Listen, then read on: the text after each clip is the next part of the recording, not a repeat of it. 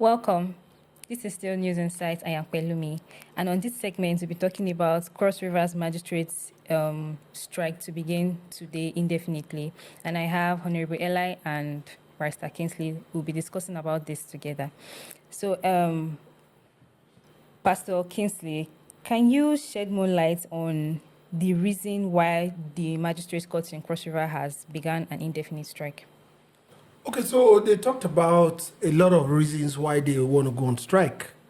Welfare, service, and so many other things that has to do with their personal well-being and the way the judgment is delivered on the faster notes, on the state. And they carried this to the government for about 8 months or thereabouts, and they've been dilly-dallying, dig-dong affair between them and all that, and they've not come to a very conclusive end, and these things have not been effected.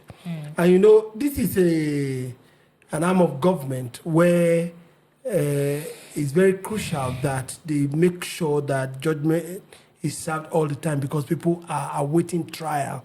And a breakdown of this one would mean congestion of prison, so many reasons why they should not be taken lightly. Do you understand? And all that. And they also should not hold the government to ransom.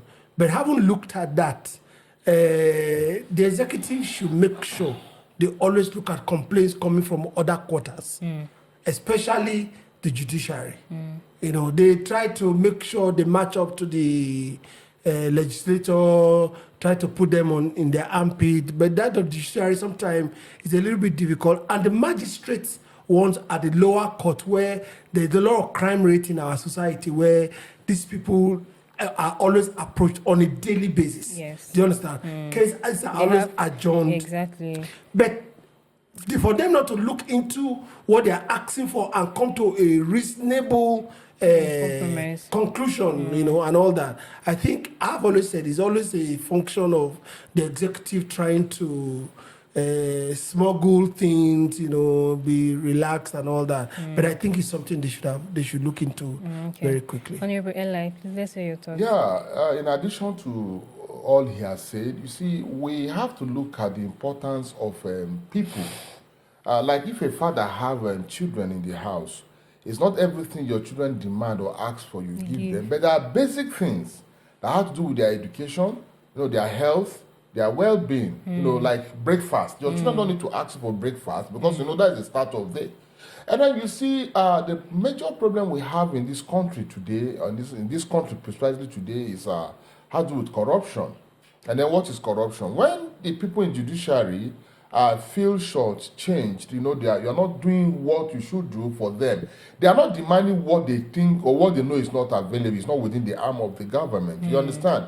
And so that means you are even exposing them to the risk of, encouraging corruption among them. Because you see, they are dealing with criminals and electoral issues. So when you don't do what you're supposed to do for them, how it should be done, you are now leaving them to doing it for themselves. So I think to a large extent, I'm in support of them if they have been on the table for like 8 months, tendering their demands, before the government. And the government is not saying that what they are demanding for is not obtainable, it's not something they should.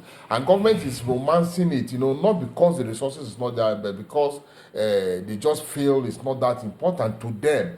Not looking at it. You have to weigh the importance of the judiciary in the affairs of the state. So I think if they have to get government attention by going on strike, to me, it's okay. It's okay. I think to an extent it's okay. Probably the government will wake up this time around and then sit with them to look into their demands and look for a way forward. Okay, Pastor Kingsley, let me ask this. Why do you think the government has delayed on meeting their demands? Why has it been failure for the past Because most of the months? time the executive, you see, when we say government, even the judiciary is a part of government, right? The executive is part of government. The legislature is part of government. Now, this part of government that shares resources among other ones try to create a dominance. Now, for example, if a budget is carried to the assembly for ratification, the government who comes and romance the legislatures, right? So that it can be approved.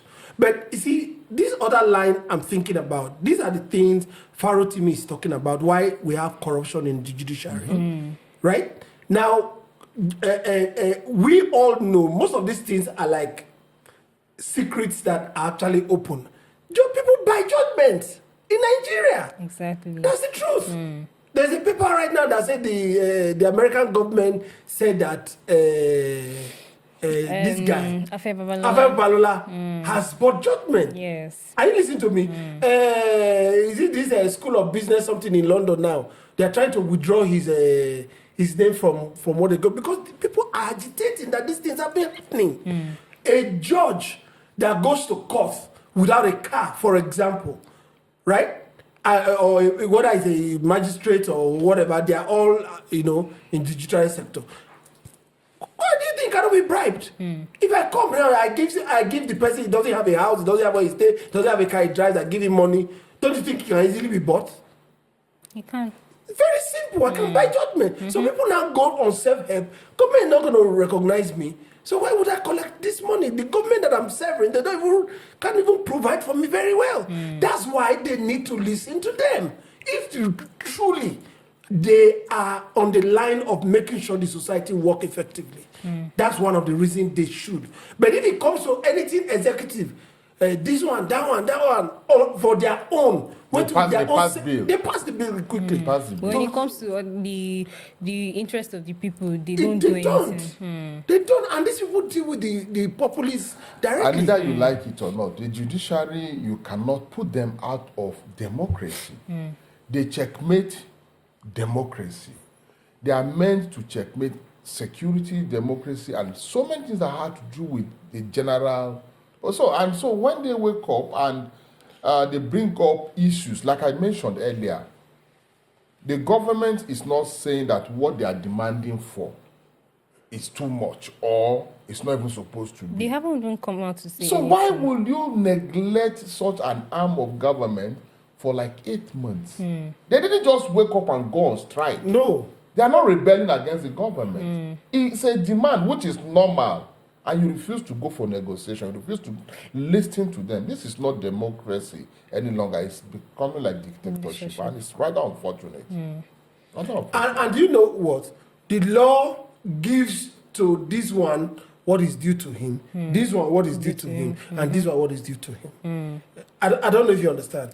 So the judiciary too has what they ought to get. Do you understand? They should not be treated as if they didn't just come out one day and just say, today we are dropping our this thing, we are not going to go to court today. No.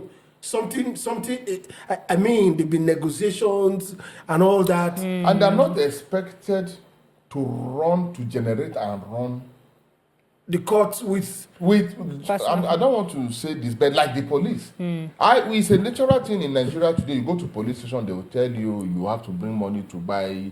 Ella, is that an official comment? I don't want anybody to come and pick me. Well, I've gone to police station before and I bought them light. They didn't have light, so I bought them unit of light. You said so. I was just being a good Nigerian. No, because they demanded for it. No, they didn't demand. They give you the impression that if this thing is not there, we can't do our work. No, they were saying that there's no light in this police station. They can come and attack us also for my own safety and comfort. So that is indirectly asking you to, like that. So why would you even allow government, security outfit like that, to call police today, tell them there's an issue somewhere, they tell they don't have fuel. They go to Aboki that sell fuel by the roadside and collect 1 liter, 2 liters. Are this supposed to be so? In a democracy, in a country where government is generating money, and you expect them to do their work effectively, it's not done. So let government sit down and look into arms of government that cannot, that makes things work. And stop pushing them to wanting to do these things that should be done for them by themselves. You are exposing them and then encourage them to go into corruption. Thank you very much. Thank you for sharing your ideas with me. Thank you. Thank you for viewing. This is still News Insights. We'll be right back.